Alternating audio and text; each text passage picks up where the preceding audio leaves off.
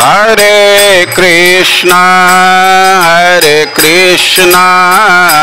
Krishna Krishna Hare Hare Hare Rama Rama Rama Hare Hare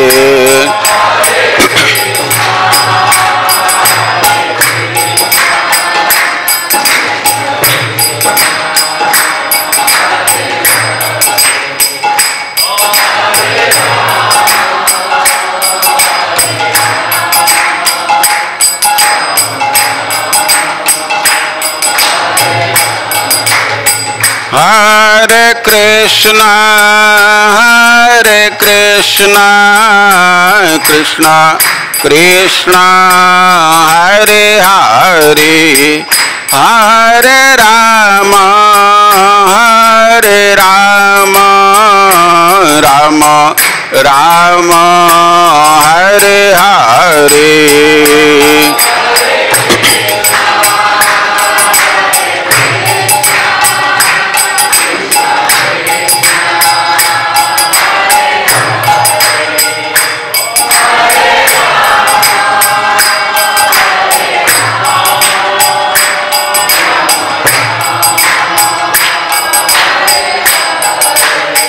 Hare Krishna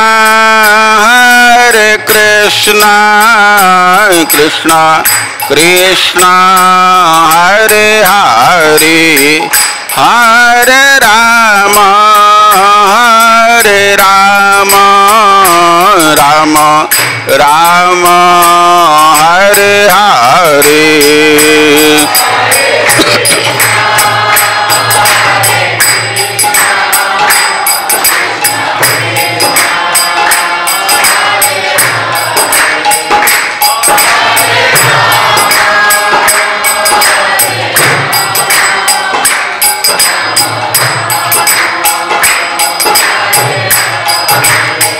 Hare Krishna Krishna Krishna Hare Hare Hare Rama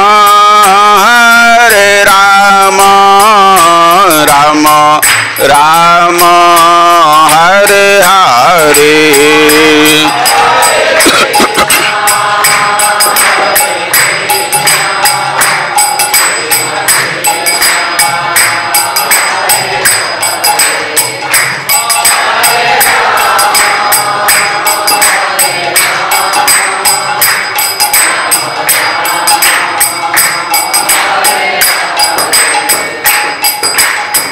Sitaram Jaya Sitaram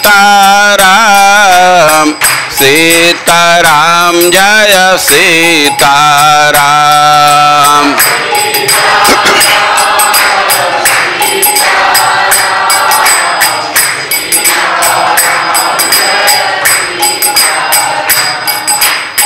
Sitaram Jaya Sitaram Sitaram Jaya Sitaram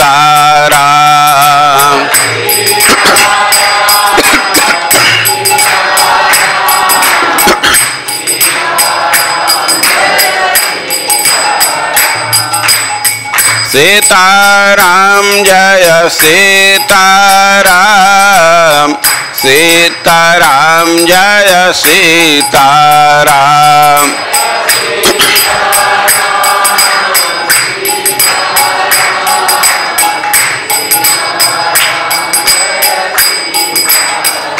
Jaya Krishna Balaram Jaya Krishna Balaram Krishna Balaram Jaya Krishna Balaram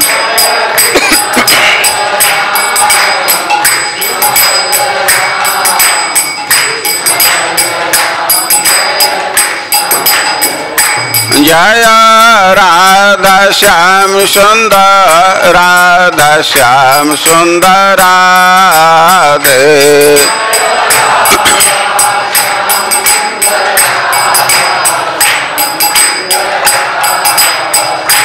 Jaya Nitai जय गौर निताय गौर निताय जय गौर निताय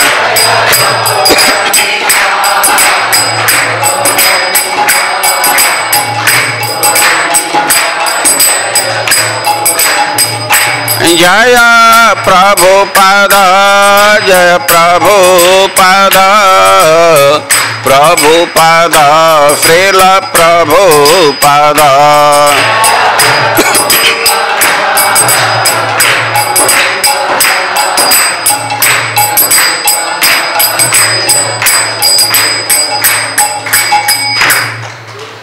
जय ओम विष्णुपाद परमहंस परिव्राजकाचार्य अष्टोत्तर सत Shri Shrimad AC भक्ति वेदांत स्वामी श्रील प्रभुपाद की इस्कान संस्थापकाचार्य श्रील प्रभुपाद की अनंत कोटि वैष्णव वृंद की नामाचार्य श्रील हरिदास ठाकुर की श्री कृष्ण चैतन्य प्रभु नित्यानंद श्री अद्वैत गदाधर शिवासदि गौर भक्त वृंद की श्री श्री राधा कृष्ण गोप गोपीनाथ श्याम कुंड राधा कुंड गिरी गोवर्धन के श्री वृंदावन धाम के श्री मथुरा धाम के मायापुर नवदीप धाम के पुरुषोत्तम क्षेत्र जगन्नाथपुरी धाम के श्री श्री अयोध्या धाम के श्री श्री राम लक्ष्मण सीता हनुमान के समवेत भक्त वृंद के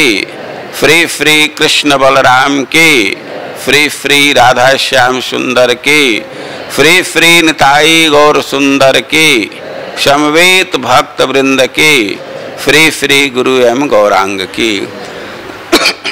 आवाज ठीक से सेट करो, आवाज ठीक नहीं है एकदम फ्रेश, इसको ठीक करो।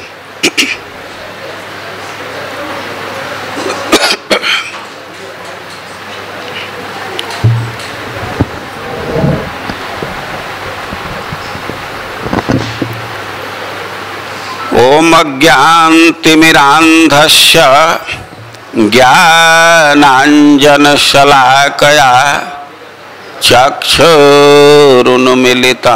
येन तस्मै श्री गुरवे नमः। हे कृष्ण करुणा सिंधु दीनबन्धो जगत्पते गोपेश गोपिका कांत राधा कांत नमस्तुते। जयतां सुरतोर्पंगोर मम मंदमतिर्गति मत सर्वस्वपदाम्भोज राधा मदन मोहनौ। तप्त कांचन गौरांगे राधे वृंदावनेश्वरी वृषभानुसुते देवी प्रणमामि हरि प्रिय। नमो महावदान्याय कृष्ण प्रेम प्रदायते कृष्णाय कृष्ण चैतन्य नाम्ने गौरतुषे नमः।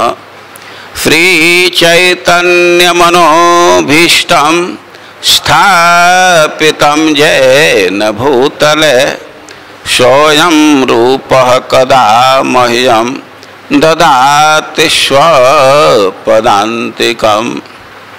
वाञ्छाकल्पतरुभ्यश्च कृपा सिन्धुभ्य एव च पतितानां पावनेभ्यो वैष्णवेभ्यो नमो नमः।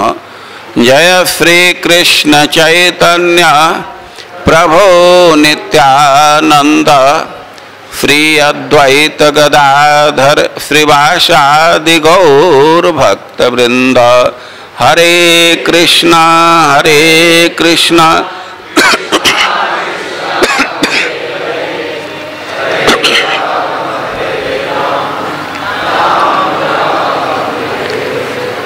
हम लोग आवृत्ति करेंगे श्रीमद् भागवतम के पंचम स्कंध के 19वें अध्याय का 5 नंबर का श्लोक। श्रीमद् भागवतम स्कंध 5 अध्याय 19 श्लोक 5। ओम नमो भगवते वासुदेवाय।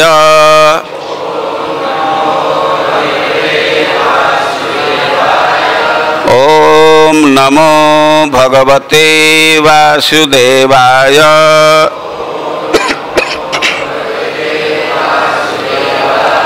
ओम नमो भगवते वासुदेवाय।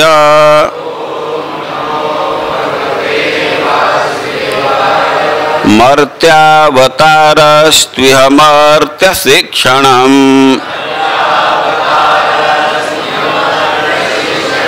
रक्षो बधायैव न केवलं विभः। कुतोऽन्यथा स्याद् रमतः स्वयात्मनः। सीता कृतानि व्यसनानि स्व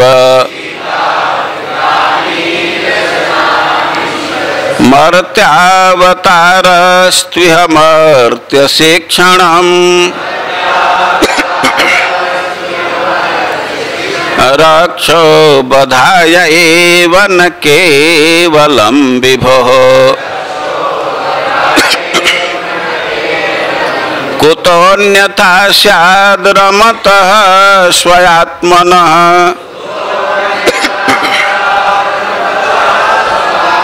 सीतानि व्यसनानि ईश्वरस्य।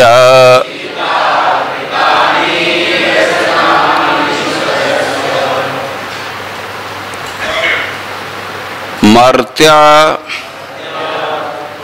शब्दार्थ तो कल हो चुका है, अनुवाद पढ़ते हैं और शेष तात्पर्य को। अनुवाद: राक्षसों के नायक रावण को यह वर प्राप्त था कि उसका वध केवल मनुष्य ही कर सकता है। इसलिए पूर्ण पुरुषोत्तम भगवान श्री रामचंद्र जी मनुष्य रूप में प्रकट हुए, किंतु भगवान रामचंद्र जी का उद्देश्य मात्र रावण का वध करना ही नहीं था। वे तो मर्त्य प्राणियों को यह शिक्षा देना चाहते थे कि भोग विलास अथवा पत्नी के चारों ओर केंद्रित भौतिक सुख समस्त दुखों का कारण है। वे स्वयं पूर्ण भगवान हैं और उन्हें किसी भी प्रकार का शोक नहीं है, अतः उन्हें अन्य किस कारण से माता सीता के अपहरण से कष्ट भोगने की क्या जरूरत थी। हम लोग तात्पर्य के कुछ अंश को पढ़े थे, कुछ अंश को आज पढ़ेंगे। श्री भगवान की शिक्षाओं का एक अन्य पक्ष यह भी है कि एक बार पत्नी स्वीकार कर लेने के बाद मनुष्य को सत्यनिष्ठ होकर पत्नी की सभी प्रकार से रक्षा करनी चाहिए। मानव समाज में 2 प्रकार के मनुष्य पाए जाते हैं। वे जो धार्मिक नियमों का निष्ठा से पालन करते हैं तथा वे जो भक्त हैं। भगवान श्री रामचंद्र जी अपने चरित्र से इन दोनों प्रकार के लोगों को यह बताना चाहते थे कि किस प्रकार धार्मिक नियमों का पालन करते हुए प्रिय तथा कर्तव्यनिष्ठ पति बना जा सकता है। अन्यथा भगवान श्री राम को इतने तथाकथित कष्ट उठाने की कोई आवश्यकता नहीं थी। धार्मिक नियमों का निष्ठा से पालन करने वालों को चाहिए कि अपने पत्नी की रक्षा करने में उपेक्षा न बरतें। हो सकता है कि ऐसा करने में कुछ कष्ट उठाने पड़े, किंतु पति को इन्हें सहना ही चाहिए। सत्यनिष्ठ पति का यही कर्तव्य है। अपने व्यक्तिगत दृष्टांत से भगवान श्री रामचंद्र ने इस कर्तव्य का प्रदर्शन किया।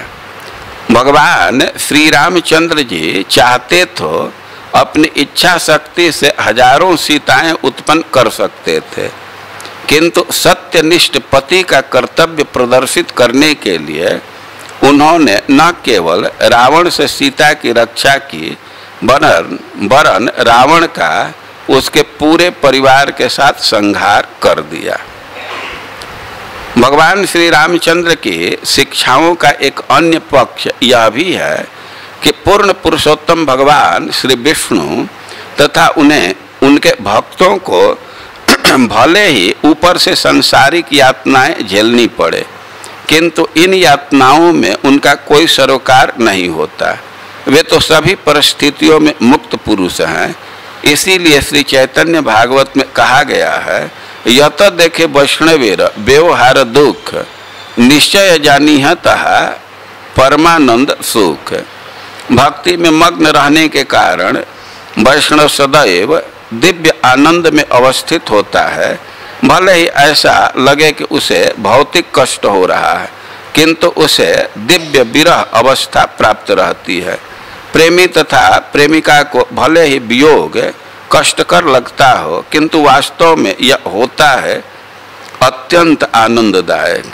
अतः सीता देवी से भगवान श्री रामचंद्र जी का वियोग तथा उनके पश्चात उनके द्वारा भोगे जाने वाले कष्ट एक प्रकार से उनके दिव्य सुख को प्रकट करने वाला है। ऐसा श्रील विश्वनाथ चक्रवर्ती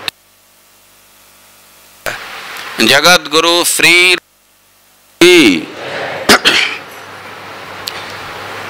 हम लोग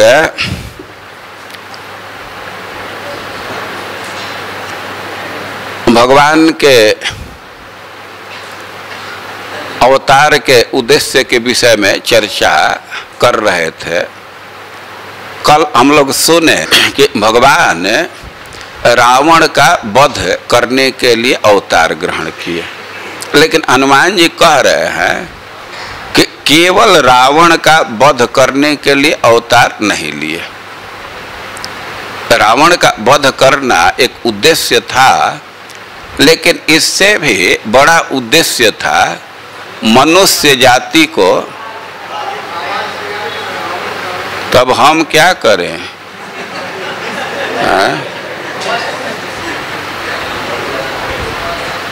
उनको बुलाएंगे तब ने, शुरू से ही समस्या है तो समझ में आ ही रही है बात।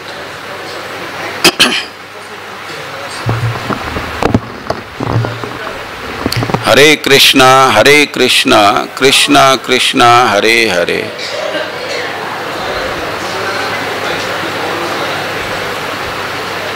उनको फोन करो, वो कहाँ है जो सेट करते हैं?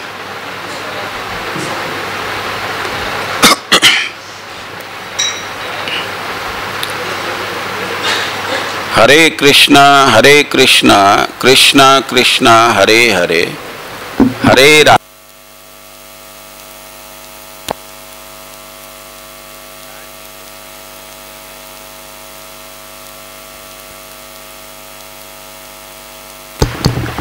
हरे कृष्णा कृष्णा कृष्णा हरे हरे, हरे राम राम राम हरे हरे। इतना पर रह जाए तो ठीक है, फिर बदल जाएगा तो गड़बड़ हो जाएगा। हरे कृष्णा कृष्णा कृष्णा हरे हरे, हरे राम राम राम हरे हरे। कल हम लोग भगवान राम के दुख का वर्णन सुन रहे थे। भगवान कितना व्यथित हो रहे हैं। उनकी स्थिति है कि चलने में उनका पैर लड़खड़ा रहा है और उनका शरीर थर थर कांप रहा है, और दुख के मारे अब एक एक से बात बोली जा रहा है। लक्ष्मण यद्यपि उनको समझाने का प्रयास कर रहे हैं, लेकिन फिर भी भगवान लक्ष्मण के बातों पर ध्यान नहीं दे रहे। और इन सब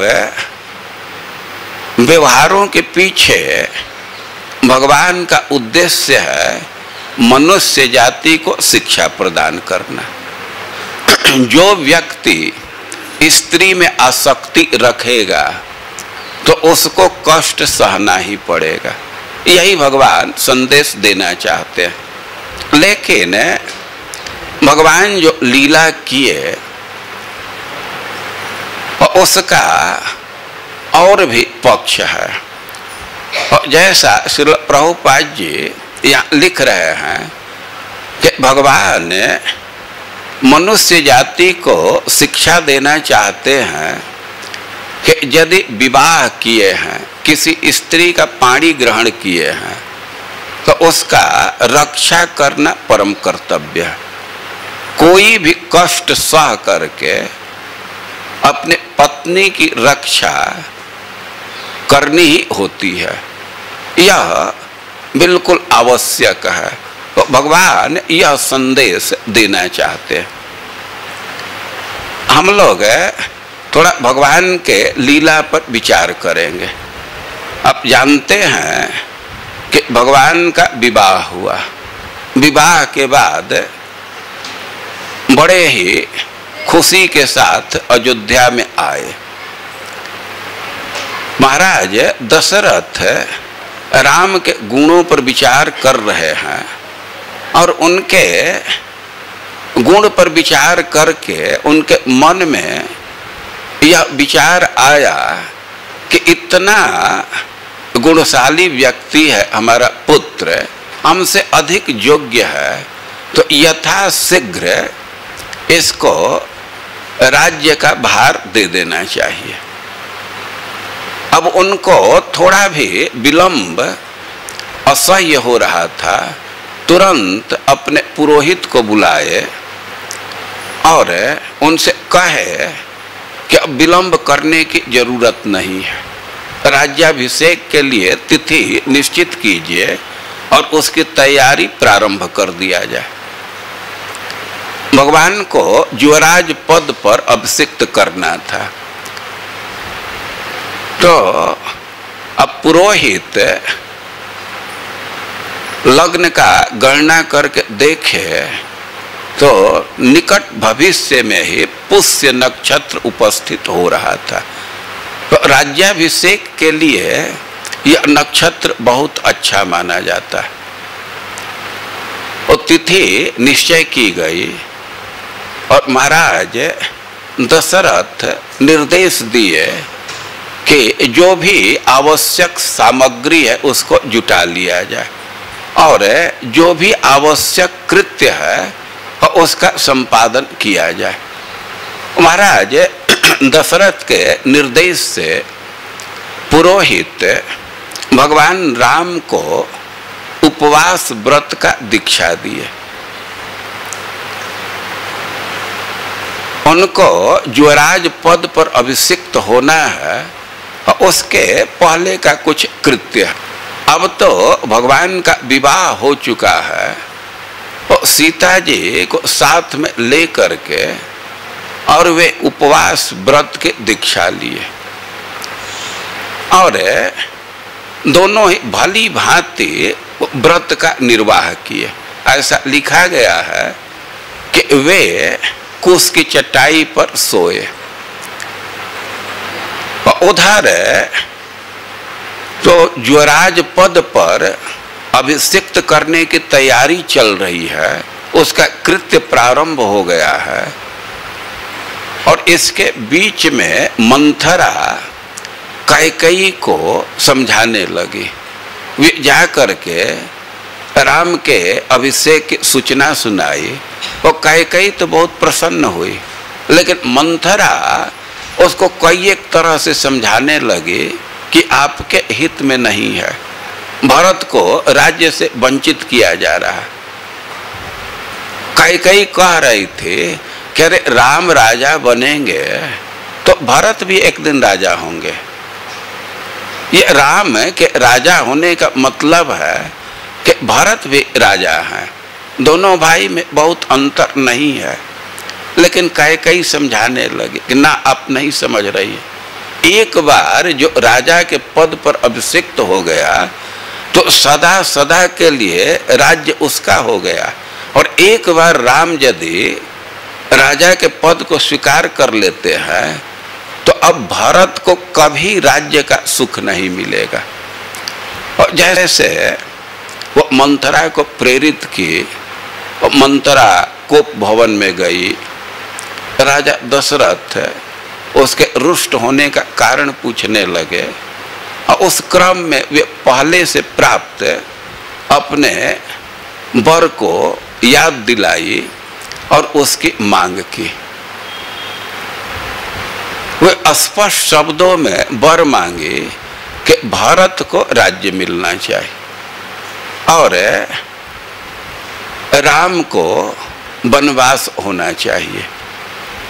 अब इतना सुन करके तो दशरथ जी बिल्कुल कांप गए, उनके बहुत बुरी स्थिति हो गई। वे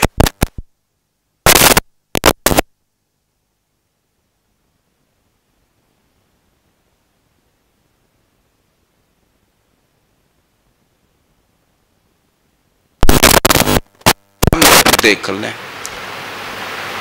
तो अभी सब जगह तो खुशी का वातावरण था, लेकिन अंतःपुर में महाराज दशरथ बहुत दुखी हैं। और सुबह का जब समय हुआ, अभी बिल्कुल भोर का समय था, और तभी सुमंत्र जी वहां आ गए। अब सुमंत्र जी सीधे दशरथ जी के पास गए, उनको कोई रोक टोक नहीं किया, क्योंकि पहले से ही यह व्यवस्था थी कि सुमंत्र जी को नहीं रोकना है। क्या आवाज की समस्या अभी चल ही रही है?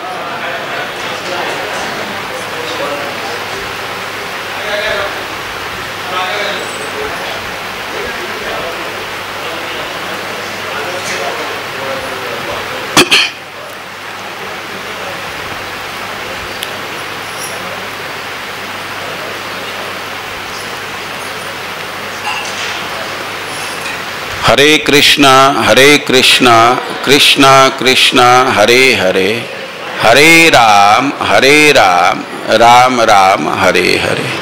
हरे कृष्णा कृष्णा कृष्णा हरे हरे, हरे राम राम राम हरे हरे।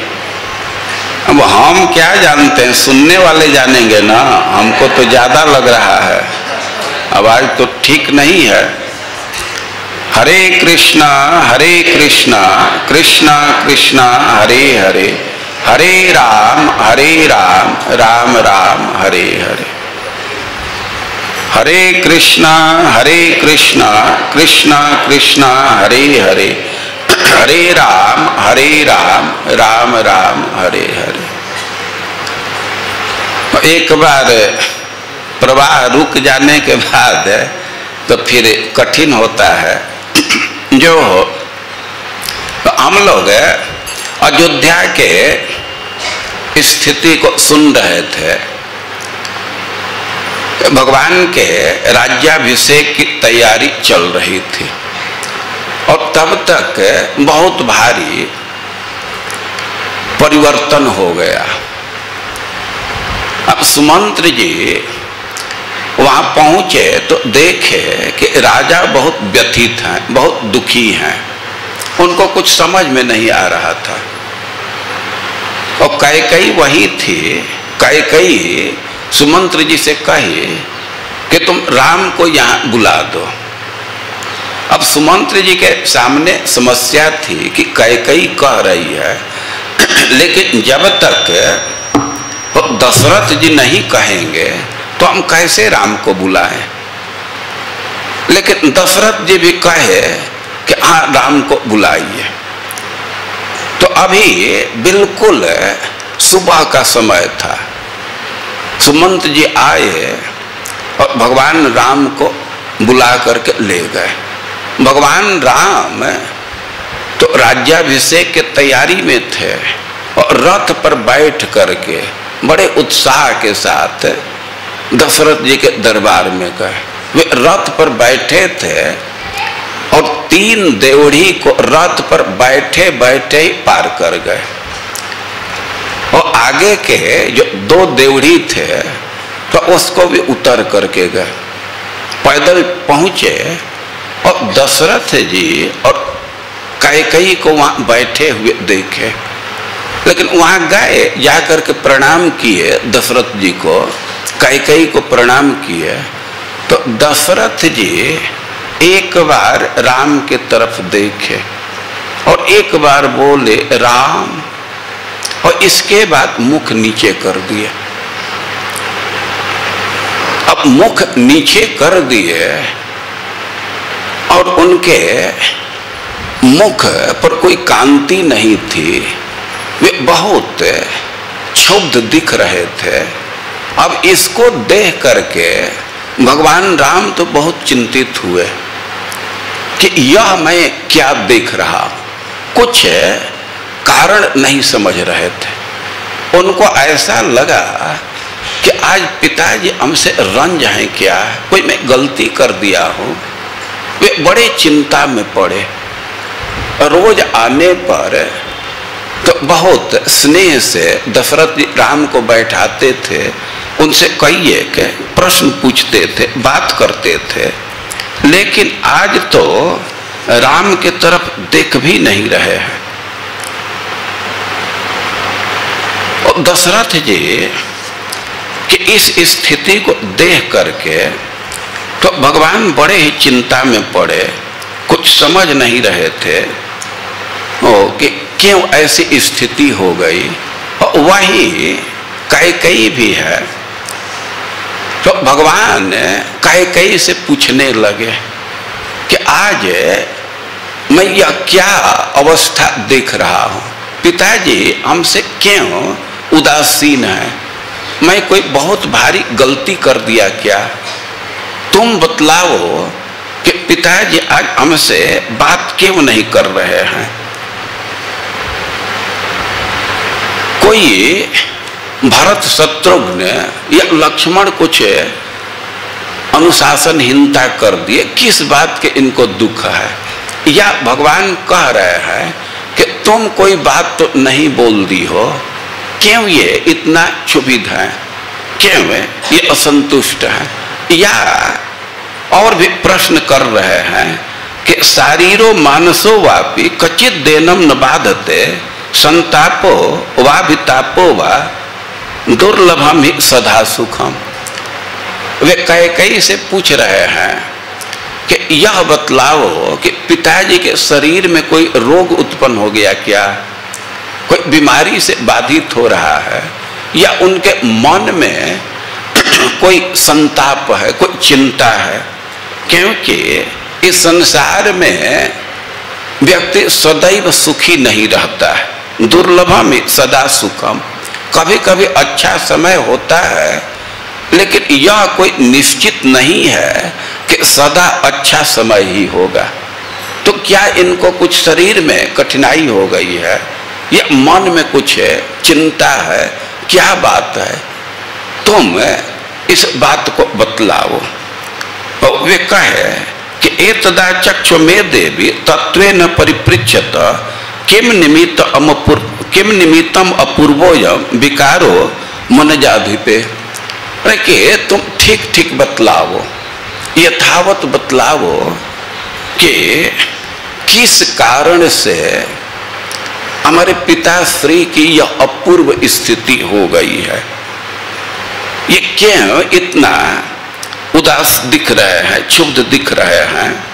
तो जब इस प्रकार भगवान कैकेयी से पूछे तो एव मुक्ता तो कैकेयी राघवेण महात्मना वाचेदम सुनिर्लज्जा धृष्टम आत्महितम बच। अब भगवान उससे पूछे तो कह रहे हैं कि वाच इदम, कैकेयी यह बोली, लेकिन कह रहे हैं कैकेयी के विषय में कि सुनिर्लज्जा, वो बिल्कुल निर्लज्ज है, धृष्टम, वो धृष्ट है, और आत्महितम वच, वो लज्जा छोड़ करके उसका स्वार्थ कैसे सिद्ध होगा तो उस शैली में बोलना प्रारंभ की, उस बात को बोलना प्रारंभ की। और भगवान राम से कहने लगी कि न राजा कुपितो राम व्यसनम नास्य किंचन, वे कहे कि राजा किसी से कुपित नहीं है, तुम पर क्रोध नहीं किए हैं, और न उनको कोई कठिनाई है, कोई आधि व्याधि है।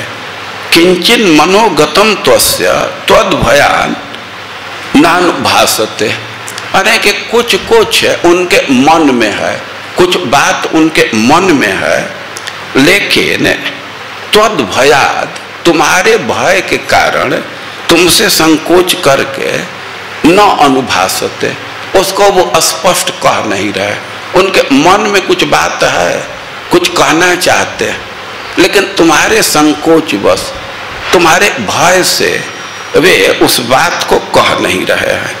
प्रियम त्वाम अप्रियम वक्तुम वाणी नास्य प्रवर्तते तदवश्यम त्वया कार्यम यद अनेन आश्रुतम मम। कैकेयी कह रही है कि तुम राजा को बहुत प्रिय हो, और अप्रियम वक्तुम वाणी न अस्य प्रवर्तते, और तुमसे अप्रिय बात कहने में वाणी प्रवर्तित नहीं हो रही है, वे साहस नहीं कर रहे हैं। तद अवश्यम त्वया कार्यम यद अनेन आश्रुतम मम। और कैकेयी कह रही है कि जो हमको वचन दिए हैं तो वे तुमसे कह नहीं रहे हैं, क्योंकि वह अप्रिय बात है और तुम बहुत प्रिय हो। लेकिन मैं कहूंगी कि तद अवश्यम त्वया कार्यम, लेकिन वे जो बात कहें, ये कहना चाह रहे हैं, तो वे तो संकोच बस नहीं कह रहे हैं, लेकिन तुमको अवश्य उसको करना चाहिए। ये समयम वरम दत्वा पुरा माम अभिपूज्य च सपश्चात तप्यते राजा यथान्य प्राकृतस्तथा। वे कहने लगे कि कोई रोग व्याधि की बात नहीं है, हमको पहले ये वचन दिए थे और वर दिए थे, हमारा खूब सम्मान करके वर दिए, और सपश्चात तप्यते राजा यथान्य प्राकृतस्तथा।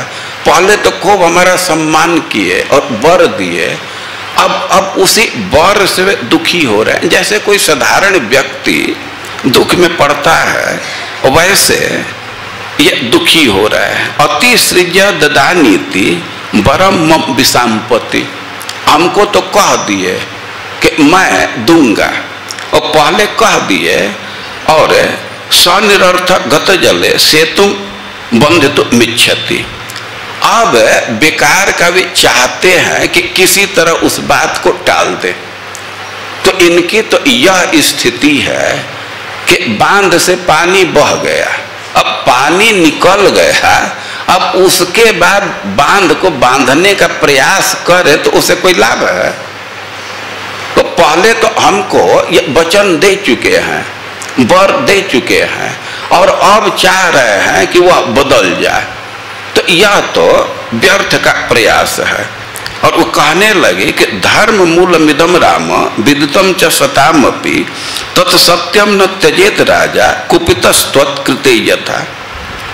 वे कह रही है कि देखो, ये संत समाज में प्रचलित सिद्धांत है कि धर्म का मूल है सत्य, तो तत्सत्यम न त्यजेत राजा कुपितस्त्वत्कृते यथा, कि तुम्हारे चलते राजा कहीं धर्म का त्याग न कर दे, हम पर रंज हो करके तुम्हारे चलते कहीं धर्म का त्याग न कर दे, सत्य का त्याग न कर दे, यह तुम्हारी जिम्मेवारी है।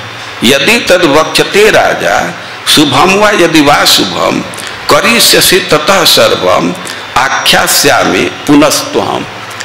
और राम पर, भगवान राम पर कैकेयी बंधन डाल रही है कि देखो, वो राजा तुमसे कुछ कहना चाहते हैं। अब वह प्रिय हो अप्रिय हो, शुभ हो अशुभ हो, करिष्यसि ततः सर्वम। यदि तुम वो प्रिय अप्रिय जो भी कहें उसको करने के लिए तैयार हो, तब तो हम सब बात को बतलाऊंगी। और यदि तुम राजा की बात सुनते हो और सुन करके वो बात खत्म हो जाती है, तब हम तो उस बात को नहीं कहूँगा। तो ततो हम अविद्याश्यामि न ये सब वक्ष्यति। बात जो कहने पर उसको तुमको करना होगा। राजा जो कहना चाहते हैं वो संकोच बस कह नहीं रहे हैं, तो मैं उस बात को कह दूंगी, लेकिन शर्त है कि उसको तुमको करना पड़ेगा, चाहे वो अच्छा हो या बुरा हो। और यदि ऐसा नहीं करोगे, वचन नहीं दोगे, तो हम उस बात को नहीं कहेंगे। तो जब इस प्रकार कैकेयी कही, तो एतत्तु वचनम श्रुत्वा कैकेय्या समुदाहृतम वाच व्यतीतो रामस ताम देवीम निपसन्निधौ। और इस प्रकार जब कही तो भगवान राम बड़ा व्यथित हुए और राजा के निकट में ही राजा को सुनते हुए वे कैकेयी से कहने लगे, अहोधिंग नारहसे देवी वक्तुम माम ईदृशम वचः। धिक्कार है तुमको, कम से कम हमसे इस प्रकार की बात तुमको नहीं कहना चाहिए। अहम ही वचनात् राज्ञः पतेयम अपि पावके। हमारी तो यह स्थिति है कि राजा यदि कह दे, हमारे पिताश्री कुछ कह दे, तो हम आग में कूदने के लिए तैयार हैं। मैं तो आग में कूद जाऊंगा। और भक्षयेयम विषम तीक्ष्णम पतेयमपि चारणवे। हमको आदेश दें पिताश्री तो हम खूब तीक्ष्ण बहुत कठोर विष का भी पान कर लूंगा, या उनकी आज्ञा हो तो हम समुद्र में कूद जाएंगे। और नियुक्तो गुरुणा पित्रा निप्रेण च हितेन च, कि वे हमारे परम हितैषी हैं, जो आज्ञा करेंगे वह मैं करूंगा। तद ब्रूहि वचनम देवी राज्ञो यदि कांक्षित। वे कैकेयी से कहने लगे कि राजा की जो इच्छा है, जो उनकी आकांक्षा है, उसको कहो। करिष्ये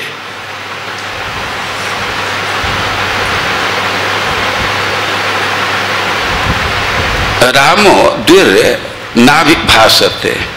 कह रहे हैं कि करिष्ये प्रतिजाने च, मैं प्रतिज्ञा कर रहा हूँ, वचन दे रहा हूँ कि जो भी राजा की इच्छा है तो उसको मैं जरूर करूँगा। मैं ऐसा वचन दे रहा हूँ। और हमारे विषय में समझ लेना चाहिए कि रामो द्विर नाभिभाषते। राम दो बात नहीं बोलते। ऐसा नहीं है कि एक बार कुछ कह दिए तो उससे मैं बदल जाऊंगा। तो तुम निसंकोच होकर के कहो। और जब ऐसे भगवान कैकेयी को वचन दिए तो कैकेयी स्पष्ट शब्दों में कहने लगे कि एक बार की घटना है, महाराज देवताओं की सहायता के लिए स्वर्ग में गए थे और वहां ये बाणों से घिर गए। उस समय मैं इनकी रक्षा की तो वे हम पर बहुत प्रसन्न हुए और वर देने को कहे। तो मैं उस समय कही कि मैं 2 वर मांगूंगी, लेकिन समय आने पर तो उसी 2 वर को मैं मांगी हूँ। एक वर है कि भरत को राज्य मिले और एक वर है कि तुम तापस का वेश बना करके 14 साल के लिए वन में जाओ। अब इसी बात को वे तुमसे कह नहीं रहे। वर तो दे चुके हैं, लेकिन तुम इतने प्रिय हो, तुमसे इतना संकोच कर रहे हैं कि वह तुमसे कह नहीं रहे। तो अब इस प्रकार जब कैकेयी स्पष्ट शब्दों में कह दे तो भगवान तुरंत तैयार हो गए। ये 14 साल वन में जाना है तो यह तो सीधे हमसे कह देना चाहिए था। हमको तो दुख है कि महाराज कभी हमसे कहे नहीं कि भरत को राज्य देना, सीधे हमको कहना चाहिए था। पर जो भी है महाराज कहे या न कहे, तुम कह दे इतना ही सफिशिएंट है, मैं तुरंत ही वन में जाऊंगा, अब इसमें मैं देर नहीं करूंगा। और कुछ कुछ बात बोल करके भगवान राम दशरथ जी को प्रणाम किए, कैकेयी को प्रणाम किए और वहां से निकल गए। और वहां से आकर के वे माँ यशोदा के घर में गए और माँ कौशल्या के घर में गए और कौशल्या के घर में जा करके कौशल्या को प्रणाम किए और कौशल्या को बतलाए कि पिता दिन हम कानन राजू, पिताजी हमको वन में भेज रहे, तुम आज्ञा दो, मैं वन में जाऊंगा। तो अब इतना कौशल्या सुनी तो उसको तो एक बार बहुत ही बुरा लगा। अब एक तरह से तो उसके पैर से धरती खिसक गई कि यह क्या सुना रहे हो। वो बहुत दुखी हुई, वो तो मूर्छित होकर के गिर गई। भगवान उसको संभाले और उससे आज्ञा मांगे, कहे कि तुम खुशी खुशी आज्ञा दो। तो अब वे कहने लगे कि हम भी साथ में चलेंगे। जब तुम वन में जा रहे हो तो हमको तुम साथ में ले चलो। वे कथम ही धेनु संवत्सम गच्छन्तम अनुगच्छति अहम त्वानुगमिष्यामि यत्र वत्र गमिष्यसि।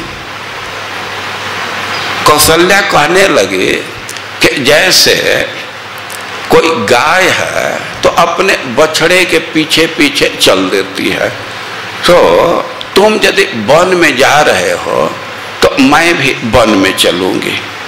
तो यथा निगदितम मात्रा तद्वाक्यम पुरुषर्षभ श्रुत्वा रामो ब्रवीत वाक्यम मातरम भृष दुखिता। अब इस प्रकार कहने लगे कि तुम वन में जाओगे तो मैं भी वन में चलूंगी। तो अब तो भगवान इस वाक्य को सुने, तो वाक्यम मातरम भृष दुखिता। वे तो देख रहे थे कि माँ बहुत दुखी है, वे बहुत दुखी है। तो अब उसको कहने लगे कि कैकेय्या वंचितो राजा मयि शारण्य माश्रिते भवत्या च परित्यक्तो न नूनम वर्त इष्यति। भगवान कौशल्या को समझा रहे हैं कि देखो, एक तो पहले ही राजा के साथ कपट व्यवहार की है कौशल्या, उनको ठगी है। जो कौशल्या से आहत हैं, नहीं कैकेयी से आहत हैं, और मई चारण्य माश्रिते, और मैं तो अब वन में जा रहा हूँ, मैं भी उनसे दूर हो जाऊंगी। और भवत्या च परित्यक्त, यदि तुम भी उनका त्याग कर देती हो तो न नूनम वर्त इष्यति, तब उनका जीवन कठिन हो जाएगा। यदि तुम भी उनका त्याग कर देती हो तो बहुत संभावना है कि वे मर जाएंगे, जीवित नहीं रहेंगे।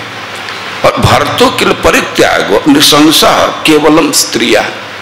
अरे के पति का त्याग करना तो स्त्री की मात्र कठोरता है, उसके निर्दयता के अतिरिक्त और कुछ दूसरा नहीं है। सभवत्या न कर्तव्य मनसा विगर्हित। तो यह कार्य तुमको नहीं करना चाहिए, मन से भी नहीं सोचना चाहिए। यावत जीवति काकुत्स्थ पिता में जगतीपति शुश्रूषा क्रियतम तावत सही धर्म सनातन।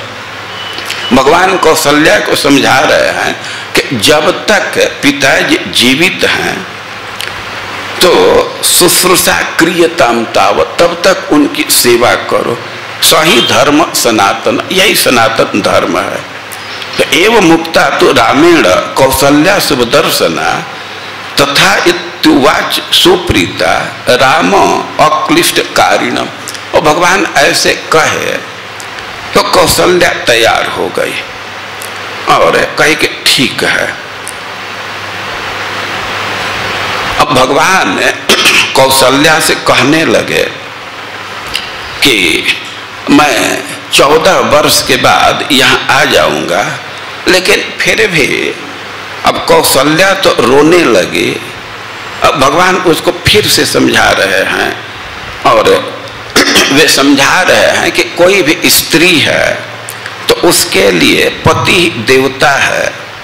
अरे स्थिति पर विचार करो कि मैं वन में चला जाऊंगा तो पिताजी तो बहुत दुखी होंगे, तो तुम यहाँ रुको और उनको उपयुक्त बात समझा करके बतला करके उनके दुख का निवारण करना।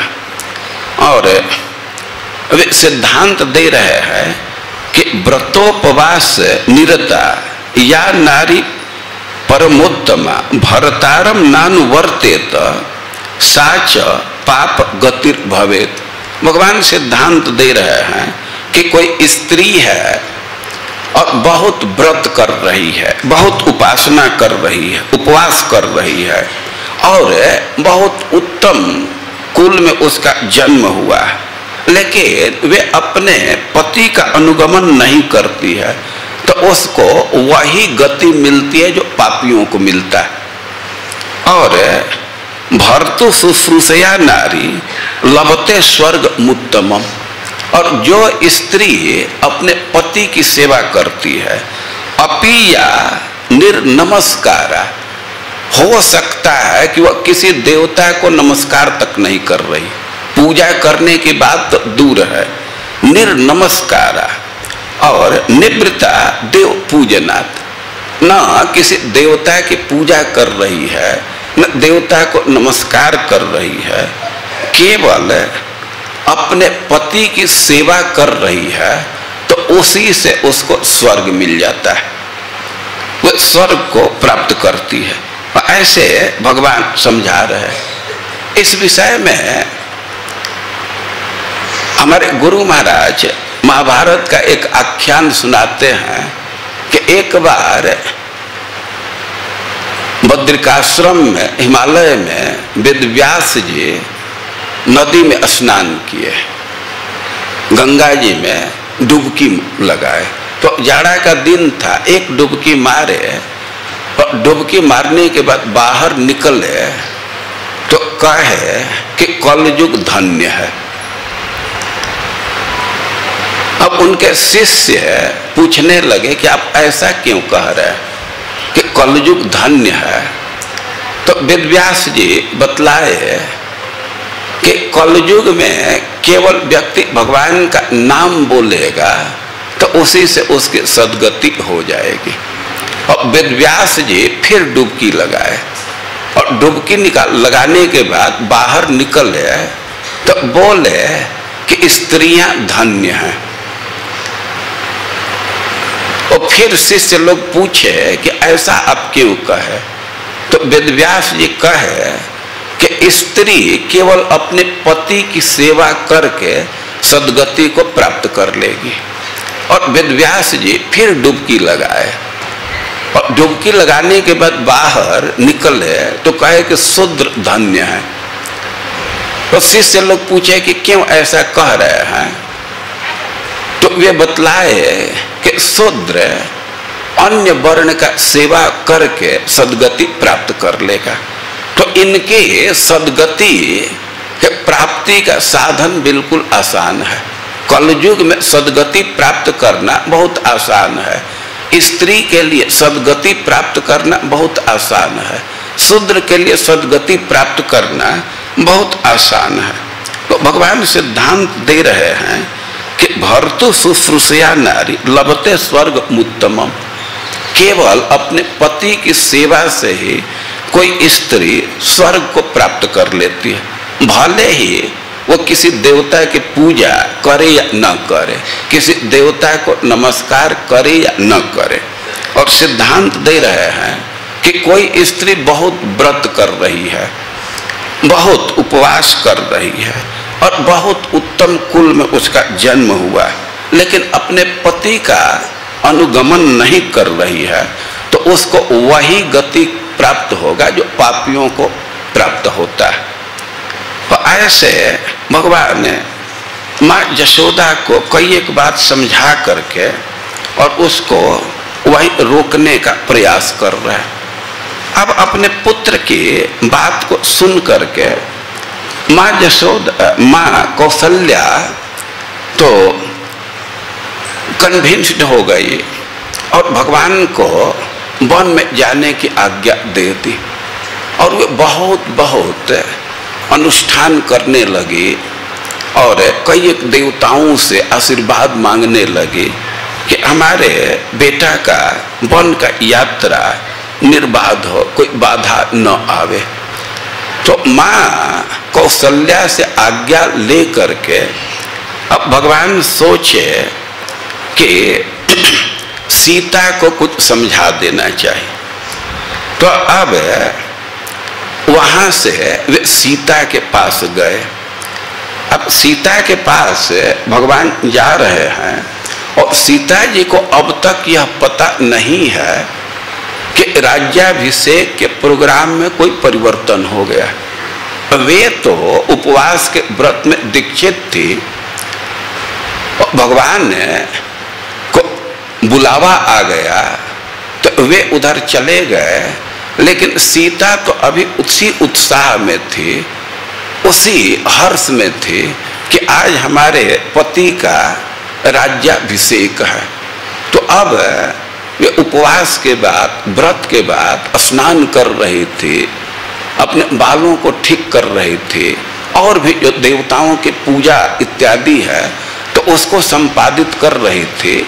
और वे बहुत हर्ष में थे, जल्दी जल्दी सब कर रही थी, विधिवत कर रही थी कि अब राज्याभिषेक में भाग लेना।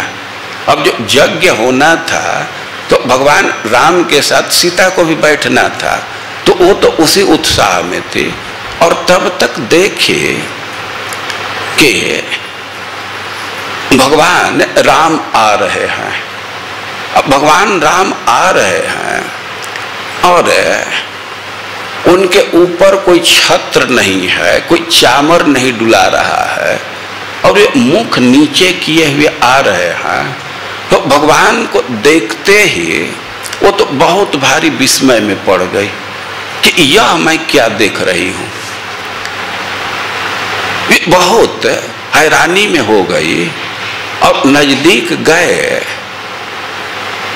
भगवान तो देख रही है कि उनका मुख बिल्कुल उदास है। यद्यपि भगवान अपने भावना को छिपाना चाहते थे, लेकिन सीता जी के नजदीक गए तो अब अपने भावना को छिपा नहीं पाए। जो उनके मन में भावना था सब प्रकट हो गया। वे कुछ विषाद के लक्षण से युक्त हो गए। अब इसको देख करके सीता उनसे पूछने लगी कि राघवेंद्र, मैं यह क्या देख रही हूँ? आप अकेले आ रहे हैं, बंदी साथ में नहीं है, आपके ऊपर छत्र भी नहीं है, कोई चावर नहीं डुला रहा है, ऐसा क्यों हो गया? आप अब तक तैयार क्यों नहीं है? इस समय तक तो आपको यज्ञशाला में पहुंचना था और अभी आप इधर आ रहे हैं और रथ भी आपके आगे नहीं चल रहा है, हाथी नहीं है। ये समय क्या देख रहा हूं? ऐसा क्यों है? क्या कारण है? आप बतलाइए। तब भगवान ने सीता को स्पष्ट शब्दों में कहे कि हमको तो वन जाना है, पिताजी हमको वन में भेज रहे हैं और मैं तो वन के रास्ते में हूँ, उधर से छुट्टी लेकर के आ गया हूँ, मैं तो रास्ते में हूँ, तुमको कुछ बात समझाने के लिए मैं यहाँ आ गया। तो सोहम त्वम आगतो द्रष्टुम प्रस्थितो विजनम वनम। है कि हम तुमको देखने के लिए आ गए, और भगवान कहने लगे सीता से कि हम तो वन में जाएंगे, भरत यहाँ के राजा बनेंगे, और तुमको कुछ बात का ध्यान रखना होगा। वो भगवान सिद्धांत देने लगे कि भरत राजा बनेंगे तो उनके साथ कैसे व्यवहार करना है, क्योंकि राजा के साथ व्यवहार जानना होता है। तो भगवान स्नेह बस सीता को समझाना चाह रहे हैं। देखिए, राजा के साथ बहुत सावधानी से व्यवहार करना होता है। आप पांडवों के विषय में जानते हैं कि उनका 12 साल का वनवास था और 1 साल का अज्ञातवास था। वे 12 साल वनवास को पूरा कर लिए, अब 1 साल अज्ञातवास करना था। तो पांडव एक मीटिंग किए कि हम लोग कहाँ अज्ञातवास करें। अज्ञातवास का शर्त था कि पता नहीं चलना चाहिए कि पांडव कहाँ है, केवल पता चल जाए कि इस स्थान पर पांडव हैं, तो फिर वो 12 साल का वनवास रिन्यू हो जाएगा, फिर उनको 12 साल वन में रहना होगा। वो पांडव लोग विचार करने लगे। तो अर्जुन कहे कि हम लोगों को कई एक राजाओं से अच्छा संबंध है, हम लोग कहीं भी 1 साल व्यतीत कर सकते हैं, लेकिन सब मिला करके हम तो कहेंगे कि जो मत्स्य देश के राजा विराट हैं तो वृद्ध व्यक्ति हैं और हम लोगों के प्रति स्नेह रखते हैं, तो हम लोग उन्हीं के राज्य में 1 साल व्यतीत करें। तो निर्णय ले लिए, वे सब तैयारी भी कर लिए कि कैसे वहाँ जाना है, हथियार को कहाँ रखना है। और जब निर्णय ले लिए तो उनके जो पुरोहित हैं धौम्य ऋषि, और उनके पास आए और उनको समझाने लगे कि देखो, तुम लोग दूसरे राजा के दरबार में जा रहे हो तो व्यवहार में बहुत सावधान रहना चाहिए। वे पांडवों को बतलाने लगे कि जब भी राजा से मिलना हो तो पहले द्वारपाल का अनुमति लेकर के जाना चाहिए, और राजा पर पूरा विश्वास कभी नहीं करना चाहिए। ऐसा नहीं है कि राजा एक बात आज बोल दिया तो उसी बात पर रहेगा, ये कोई ठीक नहीं है। और वे समझा रहे हैं कि राजा के बराबर आसन पर कभी मत बैठना, और कभी कहीं बैठने का अवसर आवे तो पहले से देख लेना कि कौन ऐसा आसन है कि जिस पर बैठने वाला कोई नहीं है, तो उस पर जाकर के तुम लोग बैठना। और भी समझाए कि राजा का जो विपक्ष है तो उसके साथ कभी घुल मिल करके नहीं रहना है, नहीं तो संशय करने लगेंगे। ये राजा की जो रानियां हैं तो उनके क्लोज नहीं रहना चाहिए। तो कई एक बात समझाए, राजा के समान वेशभूषा नहीं धारण करना चाहिए। तो मैं केवल इतना कह रहा हूं कि राजा से व्यवहार करने में बहुत सावधानी रखनी होती, नहीं तो राजा यदि रंज हो जाए, उसकी दृष्टि बदल जाए तो दंड दे सकता है, उसके पास पावर है। तो ऐसा अवसर नहीं आना चाहिए कि राजा का दृष्टि प्रतिकूल हो। तो अब भगवान वन में जा रहा है, सीता के प्रति स्नेह है, तो सीता से आकर के समझाने लगे कि देखो, मैं तो वन में जा रहा हूं, लेकिन तुमको ध्यान रखना चाहिए कि जब भरत राजपद पर आसीन हो गए तो भरत के समक्ष हमारी बड़ाई कभी नहीं करना, भरत के सामने हमारे गुण को मत बोलना। भरतस्य समीपे ते नाहम कथ्य कदाचन। भाई क्यों आपके गुण को क्यों नहीं कहेंगे? तो रिद्धि युक्ता ही पुरुषा न सहन्ते परस्तवम। भगवान सिद्धांत दे रहा है कि जो बहुत समृद्धशाली हैं, जो वैभव संपन्न है, तो दूसरे के स्तुति को, दूसरे के प्रशंसा को वे नहीं सह पाते। तस्मा न ते गुणा कथ्या भरतस्य अग्रतो मम, सावधान कर रहे हैं कि यहाँ तक कि भरत के नजदीक अपने सखियों से भी हमारे गुण का वर्णन बार बार मत करना।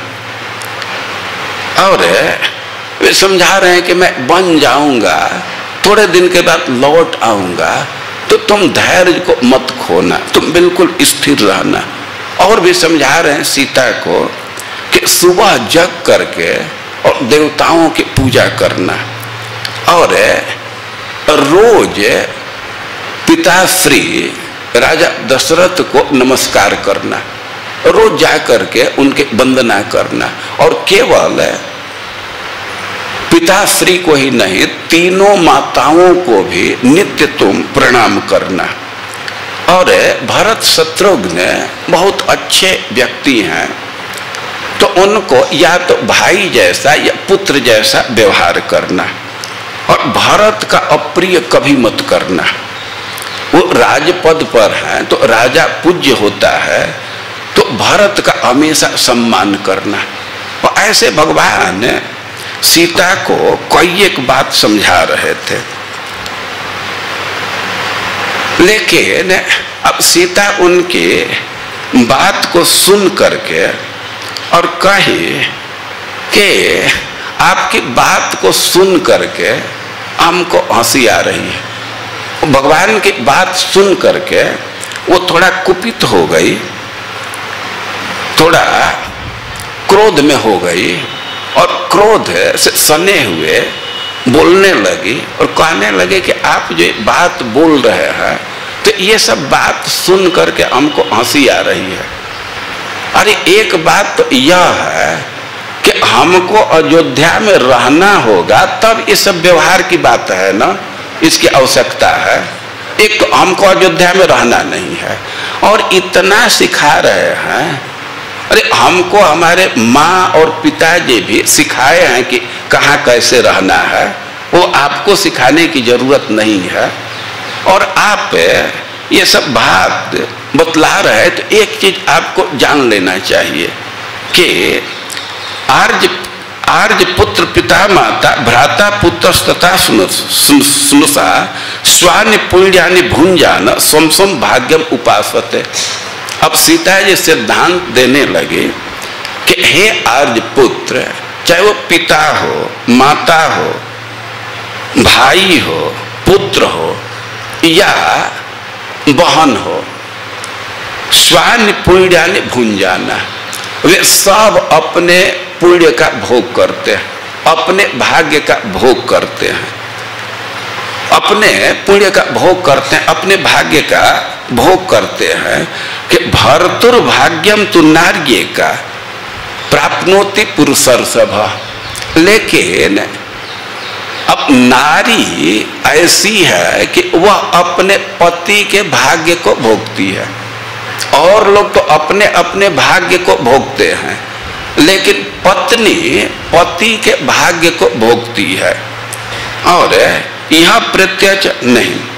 अतश्चैवा हम आदिष्टा बने वस्तव्य मित्यपि। तो यदि आपका वनवास हो गया तो हमारा भी वनवास हो गया। सिद्धांत समझ रहे हैं? देखिए, कोई बहन है, सगी बहन है, लेकिन ऐसा देखा जाता है कि एक बहन का विवाह धनी परिवार में हो गया तो समृद्धि में रहती है, और अपने सगी बहन का ही अब कहीं दूसरे जगह व्यवहार हो गया, विवाह हो गया तो गरीबी में रहती है। हम लोग तो प्रकट देखते हैं कि दोनों का जन्म एक जगह हुआ, सगी बहन है, लेकिन उनके सुख दुख में अंतर हो जाता है। भाई भाई हैं, भाइयों में भी अंतर है, लेकिन वे कह रही है कि पत्नी ऐसी है कि अपने पति के भाग्य को भोगती है।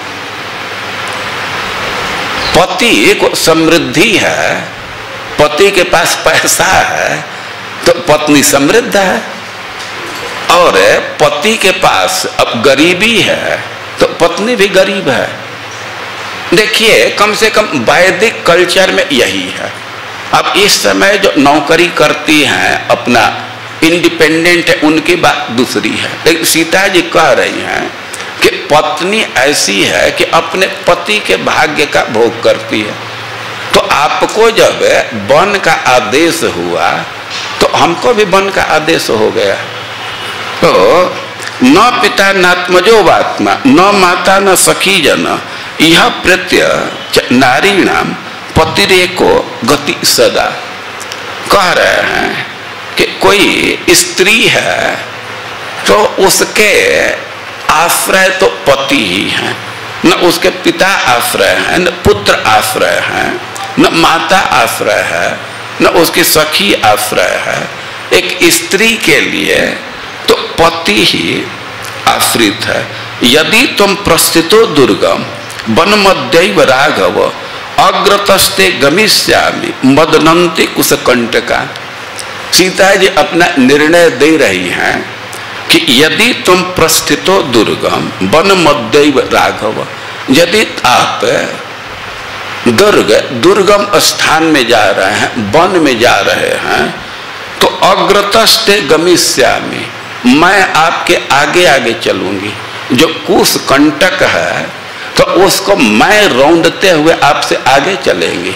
हमको शिक्षा देने की आवश्यकता नहीं है, हमको अयोध्या में नहीं रहना है। आप वन में जाएंगे तो आपके आगे आगे चलूंगे, आपके रास्ता को ठीक करते हुए चलूंगे। और वे सीता जी प्रार्थना करने लगे कि देखिए ईर्ष्या रोषम बहिष्कृत्य भोक्त शेष निबोधकम नयमाम वीर विश्रब्ध पापम नैन विद्यते। करें कि ईर्ष्या मत कीजिए। वे ईर्ष्या का क्या मतलब है? मतलब आपके मन में यह विचार नहीं आना चाहिए कि स्त्री हो करके और वन में जाना चाहती है, तो ईर्ष्या नहीं होना चाहिए, इसका त्याग कर दीजिए। और क्रोध भी नहीं आना चाहिए। क्रोध भाई क्यों? कि हमारी बात नहीं मान रही, पति की आज्ञा नहीं मान रही है, तो क्रोध मत कीजिए, इसको त्याग करके और नयमा वीर विश्रब्ध, हम पर विश्वास कीजिए, हमको साथ में ले चलिए।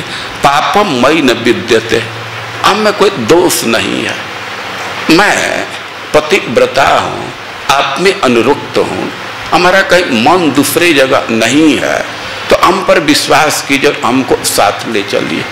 एक उदाहरण दे रही है कि यदि व्यक्ति वन में जाता है, तो वन में जा रहा है, बिहड़ स्थान में जा रहा है, तो साथ में पानी रखता है। खास करके गर्मी के दिन में अब झोरा में बोतल रखा है तो आवश्यकता पड़ने पर पानी पीता है। लेकिन जो शेष पानी बच गया, जो बोतल में पानी है, तो उसको फेंकता नहीं है, उसको साथ में ले लेता है।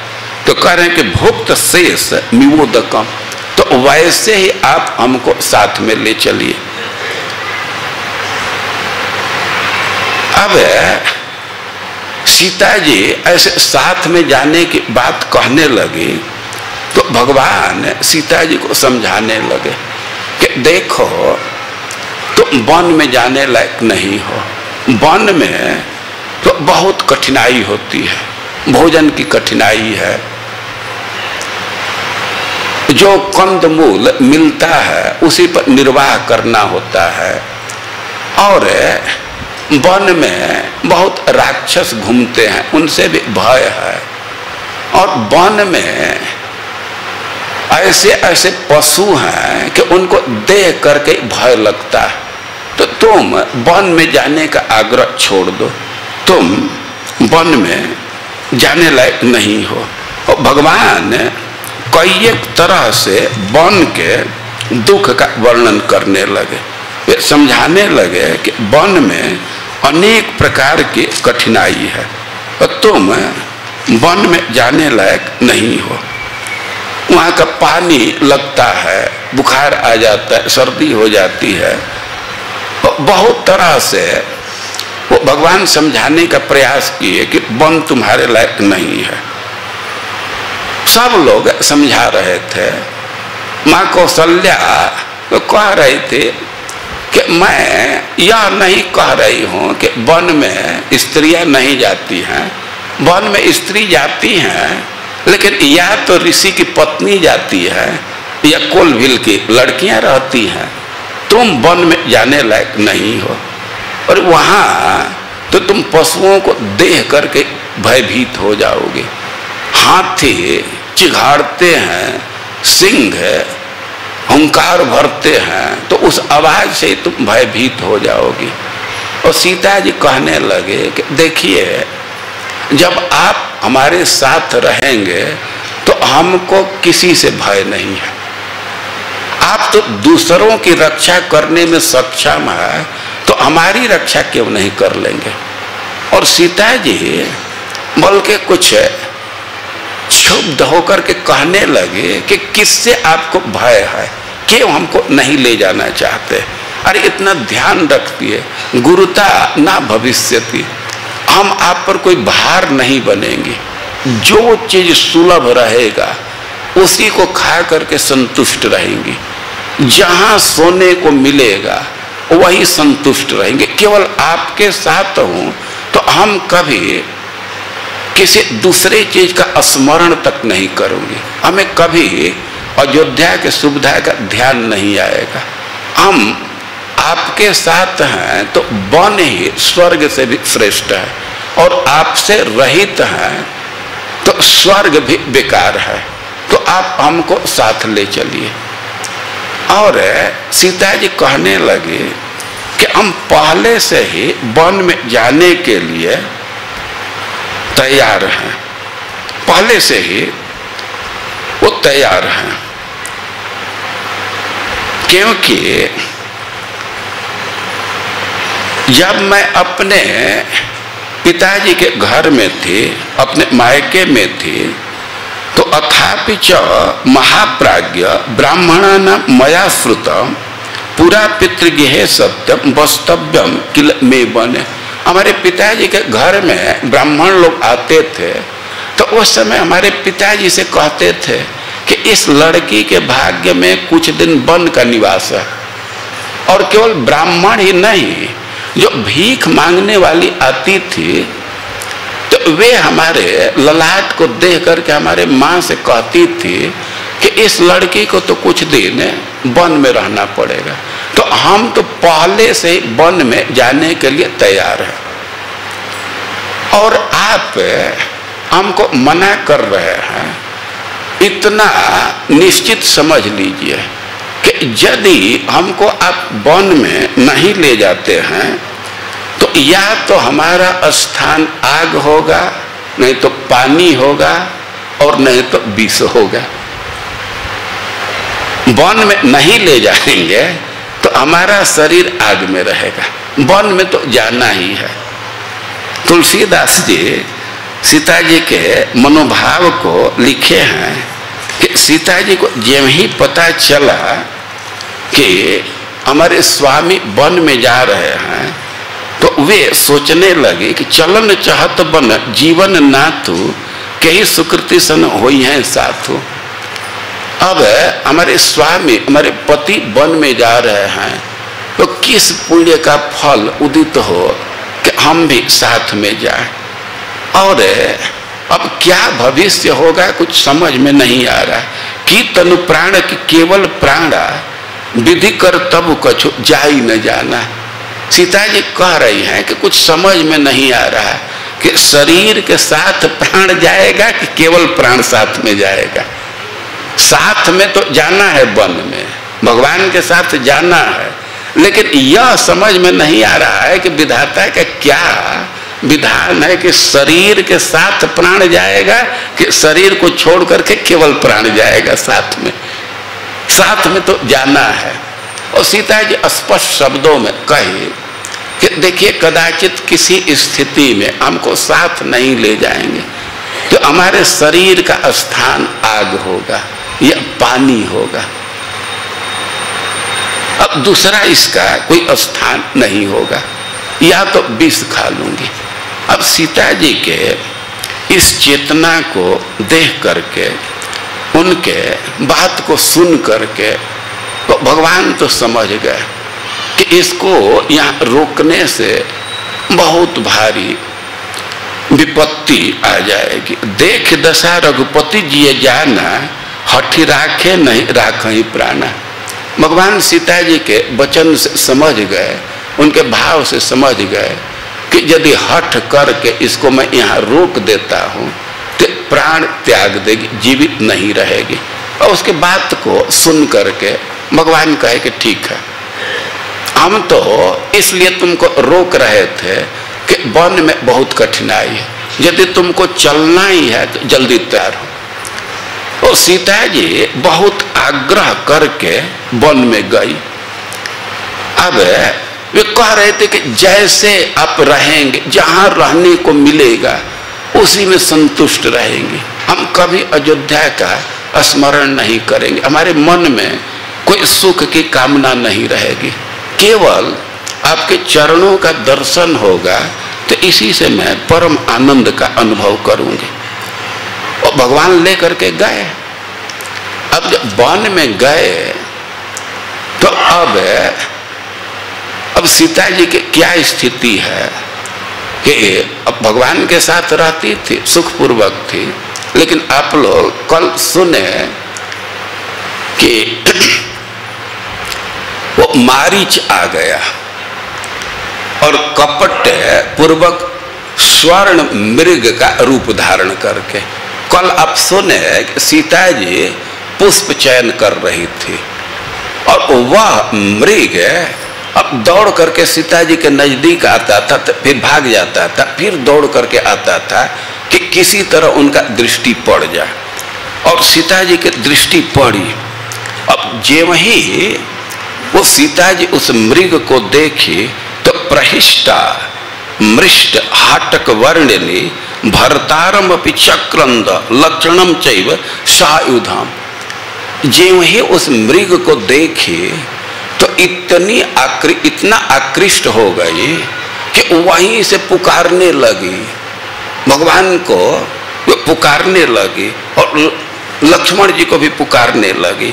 आहूय आहूय च पुनस्त मृगम साधु वीक्षते। इधर भगवान को बुला रही है, अरे यहाँ आइए जी, लक्ष्मण को साथ में लेकर के आइए, यहाँ देखिए न, जल्दी आइए। तो एक बार भगवान को पुकार रही है और फिर मृग की तरफ देख रही है। आगच्छ आगच्छ शीघ्रम वे आर्यपुत्र सहानुज, जल्दी आइए जल्दी आइए और लक्ष्मण के साथ आइए। ऐसे पुकारने लगे और कह रहे कि सायुधम, अपना धनुष लेकर के आइए। और भगवान आए, वहाँ लक्ष्मण जी भी आए। तो अब सीता जी कहे कि कितना सुंदर यह मृग है, ये बहुत सुंदर है। अब मृग का वे वर्णन करने लगे, कहने लगे कि बहुत ही सुंदर यह मृग है और इसको किसी तरह प्राप्त करना है। वे कहने लगे कि सीता परम रुचिर मृग देखा, अंग अंग मनोहर बेसा, सुनहु देव रघुवीर कृपाला, एहि मृग कर अति सुंदर छाला। सत्य संत प्रभु बधिकर एहि, आनहु चर्म कहति वैदे। वो सीधे कहने लगे कि यह बहुत ही सुंदर मृग है और इसको आप पकड़ करके लाइए, इसको जीवित पकड़ करके लाइए, इसको हम लोग वनवास के बाद अयोध्या ले जाएंगे। अयोध्या में इसको देख करके लोग बहुत सुख अनुभव करेंगे, बहुत कौतुक का विषय होगा।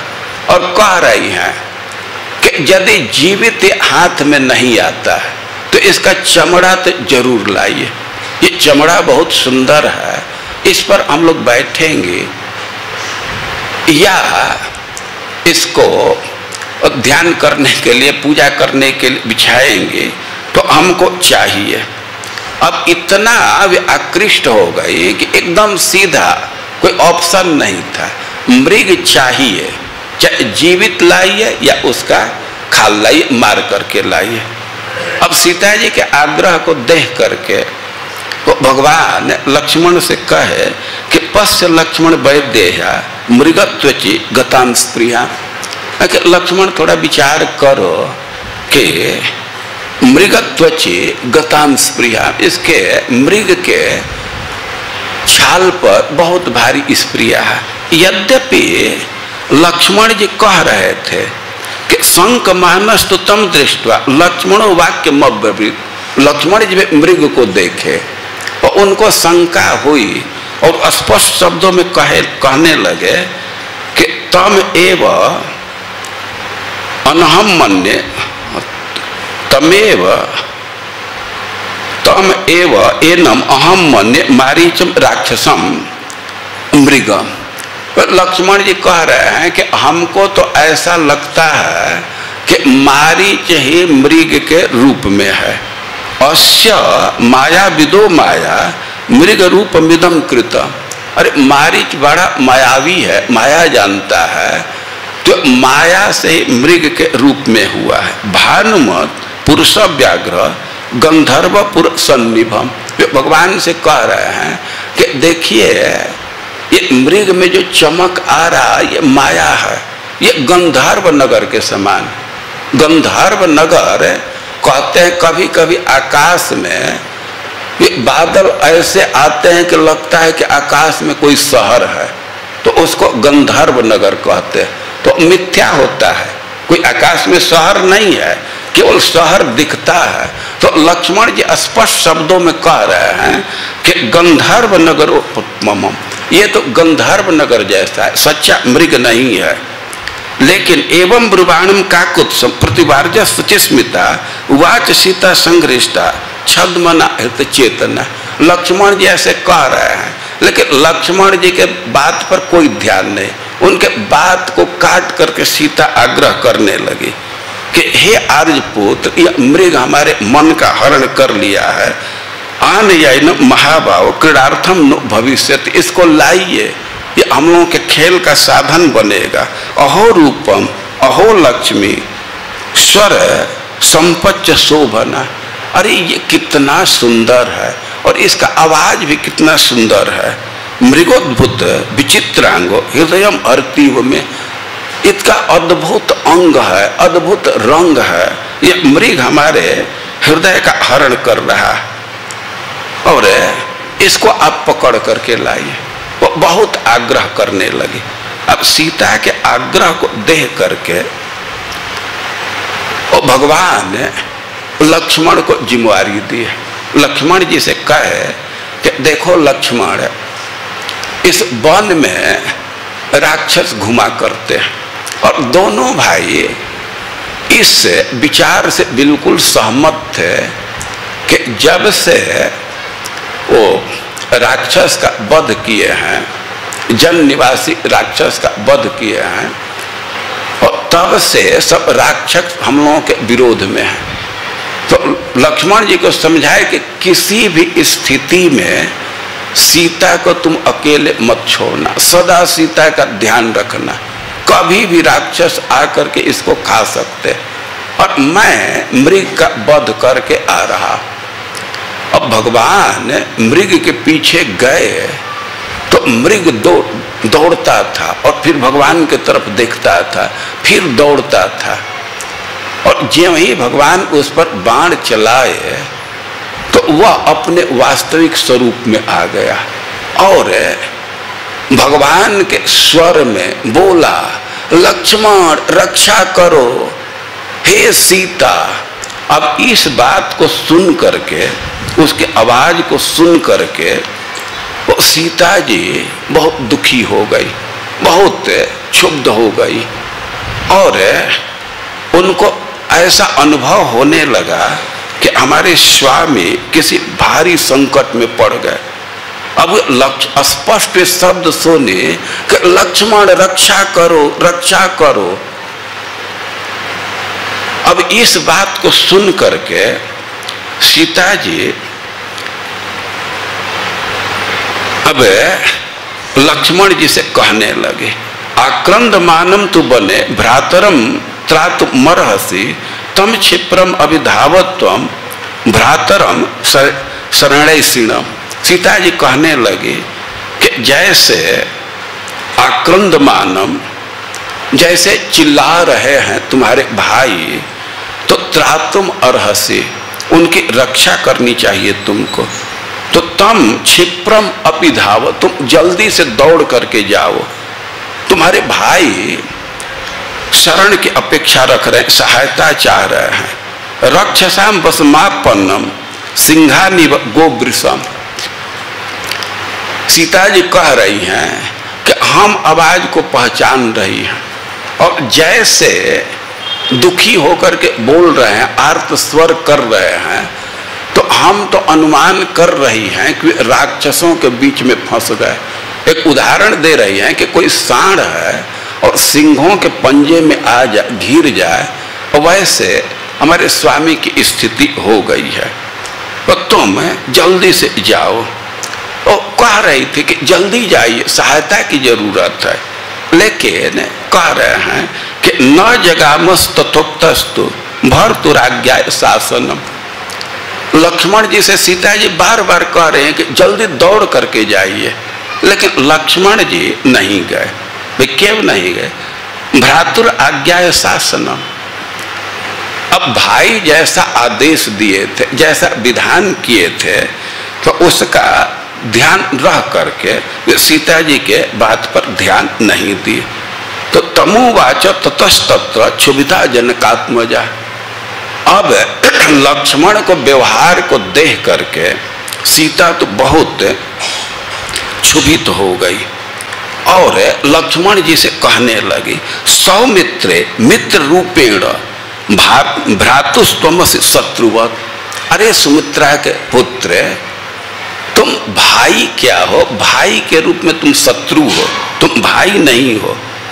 तुम तो राम के पीछे पीछे आए हो, लेकिन तुम्हारा व्यवहार बिल्कुल शत्रु जैसा है। यत् त्वम् अस्याम अवस्थायाम भ्रातरम ना विपद्यसे इच्छसि त्वं विनश्यन्तम राम लक्ष्मण मत्कृते, तुम्हारे भाई इस अवस्था में है, राक्षसों से घिरे हुए हैं, वो सहायता के लिए पुकार रहे हैं और फिर भी तुम नहीं जा रहे हो, तो हम समझ गए कि तुम चाहते हो कि तुम्हारे भाई का नाश हो जाए, वे मर जाए, और तुम यह इसलिए चाह रहे हो कि तुम हम पर अपना अधिकार करना चाहते हो। मत कृते, हमारे लोभ के चलते हम पर लुब्ध हो करके हमको अपने साथ रखने की इच्छा से तुम चाह रहे हो कि तुम्हारे भाई का नाश हो जाए, मर जाए। लोभा तुम मत कृते नूनम नानुगच्छसि राघवम व्यसनम ते प्रियम मन्ये स्नेहो भ्रातर नास्तिते। वे कह रहे हैं कि तुम अपने भाई के पास नहीं जा रहे हो हमारे लोभ के चलते, और हम समझ रही हैं कि व्यसनम ते प्रियम मन्ये, तुम्हारे भाई किसी संकट में है तो उस संकट को ही तुम अच्छा मान रहे हो। स्नेहो भ्रातरि नास्तिते, तुमको भाई के प्रति स्नेह नहीं है। अब ऐसे बोलने लगी और लक्ष्मण जी तो तिलमिला गए उनकी बात सुन करके, लेकिन फिर भी कह रहे हैं कि हे देवी, आप विश्वास करो कि हमारे भाई को कोई फंदे में नहीं डाल सकता, चाहे वे नाग हो, असुर हो, दानव हो, दैत्य हो, कोई भी हमारे भाई को पराजित नहीं कर सकता। इस बात पर विश्वास करो, कोई उनको घेर नहीं सकता, वे किसी के घेरे में आने वाले नहीं हैं। और ये राक्षसों की माया है, वे कई एक लोगों का बोली बोल देते हैं। तो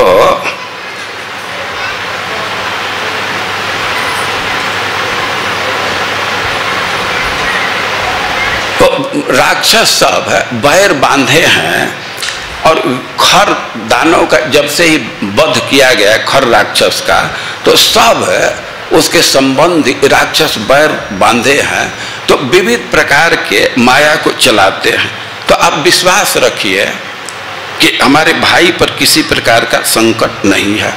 अब लक्ष्मण जी ऐसे कहे तो लक्ष्मण नहीं वो मुक्ता तो क्रोधा संरक्त लोचना, अब तो सीता जी का क्रोध के मारे आंख लाल लाल हो गया। और अब्रवीत परुषम वाक्यम, लक्षणम सत्यवादिनम। लक्ष्मण जी तो बिल्कुल तथ्य बोल रहे थे, सत्य बोल रहे थे, लेकिन सीता जी बहुत कठोर बात बोलने लगी। वे एक तरह से सीधे लक्ष्मण को गाली देना प्रारंभ, अनार्य, अकारुण्य, नृशंस, कुलपांसन, अरे तुम कुल के कलंक हो, बहुत कठोर हो, तुम आर्य नहीं हो, वो अहम तव प्रियम मन्ये रामस्य व्यसनम महत्। तुम्हारा जो व्यवहार है तो हम तो यही समझ रही हैं कि तो राम को संकट में पड़ा देखना तुमको बहुत प्रिय है। और रामस्य व्यसनम दृष्ट्वा तेन एतानि प्रभाससे, तुम्हारे भाई संकट में है तो तुम चाहते हो कि संकट में रहे, तभी तुम ऐसा भाषण कर रहे हो। अब ऐसे वे कहने लगे और लक्ष्मण जी फिर कहने लगे कि देखिए अब हमको कोई आश्चर्य नहीं है, नैवम चित्रम सपत्नेषु पापम लक्ष्मण यद भवेत त्वद्विधेषु नृशंसेषु नित्यम नहीं नित्यम प्रच्छन्नचारीषु। अभी सीता जी कह रही हैं कि लेकिन ये संसार का स्वरूप ही ऐसा है, ये कोई शत्रु के लिए नई बात नहीं है, वे छिप करके अहित करते ही हैं। तो सुदुष्टस्त्वम बने समम एकम एकोन गच्छसि, तुम्हारा नियत बहुत बुरा, सुदुष्ट, तुम बहुत दुष्ट हो कि राम अकेले वन में आए तो तुम उनके पीछे पीछे अकेले आ गए। तुम क्यों अकेले आया, उसका कारण है मम हेतु प्रतिच्छन्न। दो कारण हो सकता है, या तो हमारे लोभ से तुम आ गया कि ज्यों अवसर प्राप्त होगा, ज्यों ही राम का वियोग होगा तो सीता को मैं रख लूंगा, या भरत नियुक्त किया है। तुम दोनों अयोध्या से ही कोई षड्यंत्र रच करके आए हो, तभी तो इस अवस्था में भी और तुम अपने भाई के पास नहीं जा रहे। तो ऐसे सीता जी बोल रही हैं तो और कह रही है कि तुम्हारा जो नियत है मैं समझ रही हूँ, तन्न सिद्ध्यति सौमित्रे तवापि भरतस्य वा, लेकिन हमारा भी निर्णय सुन लो कि तुम्हारा जो लोभ है वह कभी पूरा होने वाला नहीं है। समक्षम तो सौमित्रे प्राणस्त्यक्षामि असंशय, इतना स्पष्ट सुन लो कि तुम्हारे सामने ही मैं प्राण त्याग दूंगी। राम बिना क्षणम अपि नैव जीवामि भूतले, राम के बिना एक क्षण भी मैं जीवित नहीं रहूंगी। तुम जो मन में लालसा पोसे हो तो वह पूरा होने वाला नहीं है।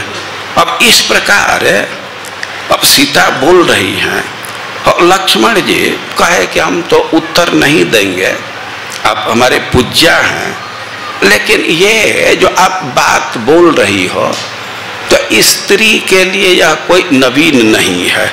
ये तो स्त्री का जो सामान्य स्त्री का स्वभाव होता है उसको तुम धारण करके ये बात बोल रही हो। विमुक्त धर्म चपला तीक्ष्णा भेद करा स्त्रिय, अरे स्त्रियां प्रायः तरल मति की होती हैं, चपल होती हैं, और वे भाई भाई में भेद कर ही देती हैं, भाई भाई के संबंध में कुछ न कुछ खटास उत्पन्न कर देती हैं। तो कोई आश्चर्य की बात नहीं है। और ऐसे भगवान कह रहे हैं और फिर सीता जी बहुत क्रोध में है और कह रही कि गोदावरी प्रवेक्ष्यामि हीना रामेण लक्ष्मण, लक्ष्मण सुन लो कि राम नहीं रहेंगे तो मैं गोदावरी में कूद करके मर जाऊंगी। आप बंधे से थवा त्यक्ष विषमे देह मात्मन, या तो फांसी लगा लूंगी या पर्वत से कूद जाऊंगी। न तो हम राघवाद अन्यम कदापि पुरुषम स्पृशे, इतना स्पष्ट जान लो कि एक राम को छोड़ करके कोई दूसरा पुरुष हमारा स्पर्श नहीं कर सकता। तो ऐसे सीता जी बोल रही हैं और इसके बाद रोने लगी, छाती पीटने लगी। अब तो लक्ष्मण जी के सामने समस्या आई। अब तो ऐसे परिस्थिति में हो गए, अब इस स्थिति ऐसी स्थिति उत्पन्न कर दी सीता जी कि अब तो वे जो वन के देवता हैं तो उनको भार सौंप करके और राम के तरफ बढ़े।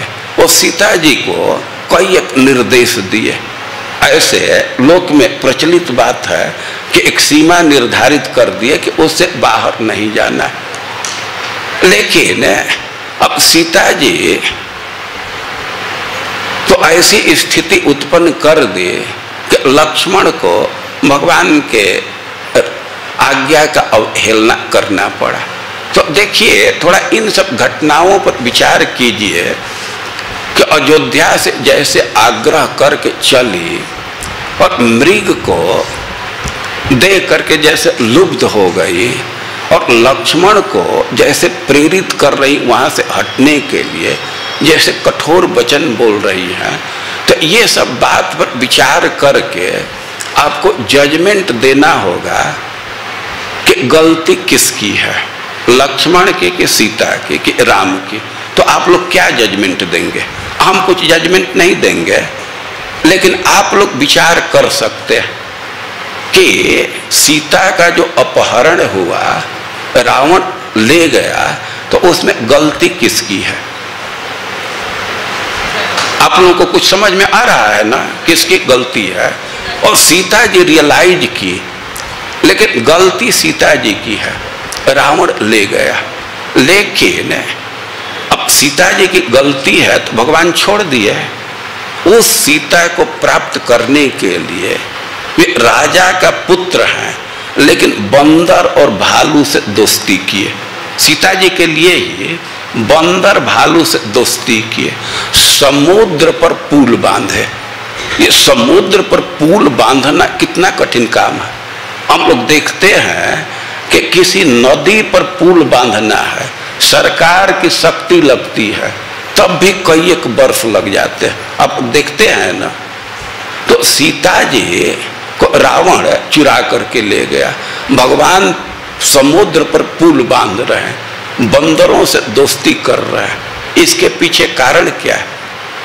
क्या भगवान को दूसरी स्त्री सुलभ नहीं थी और सीता चली गई?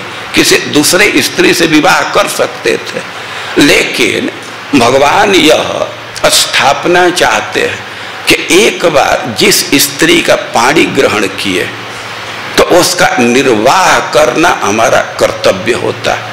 तो भगवान विवाह के मर्यादा, विवाह के गरिमा को स्थापित करने के लिए वे बंदरों से दोस्ती किए, समुद्र पर पुल बांधे, क्योंकि भगवान मनुष्य समाज को शिक्षा देना चाहते हैं कि विवाह के मर्यादा का पालन करना चाहिए।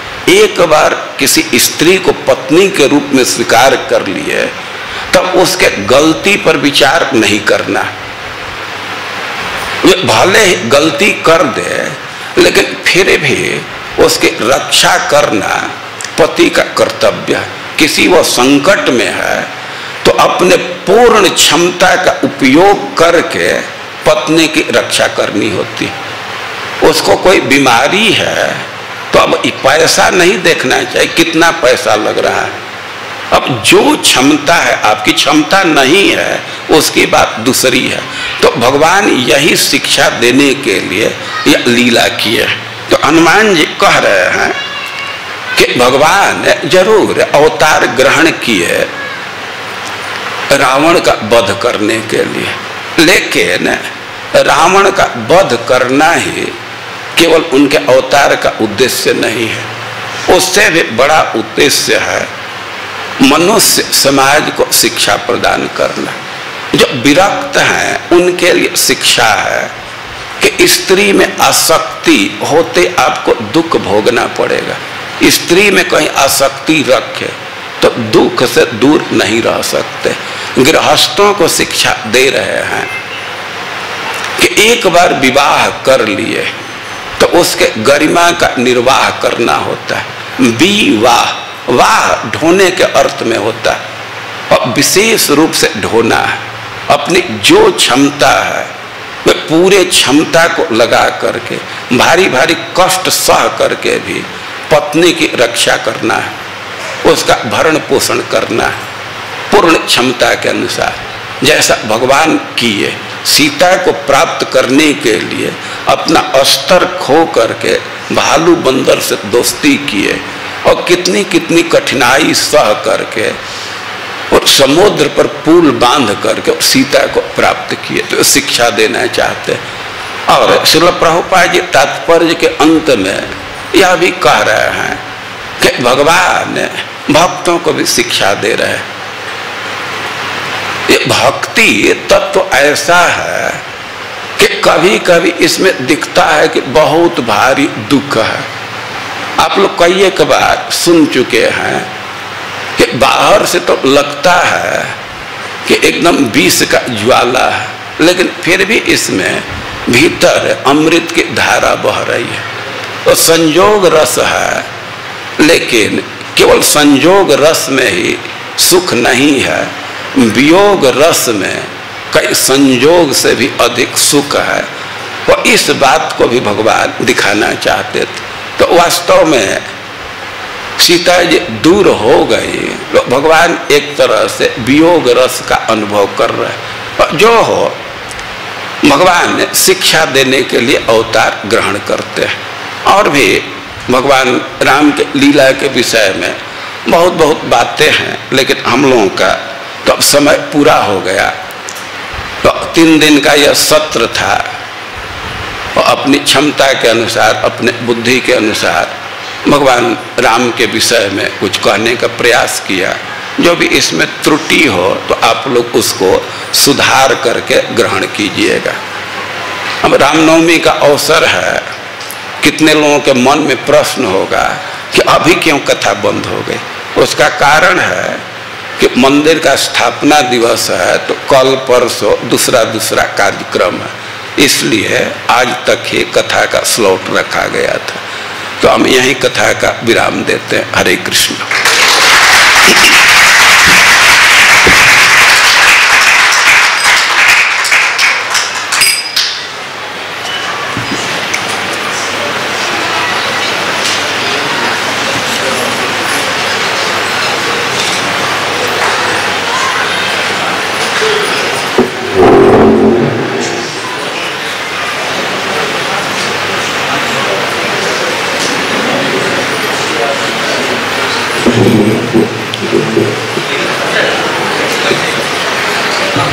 Thank you.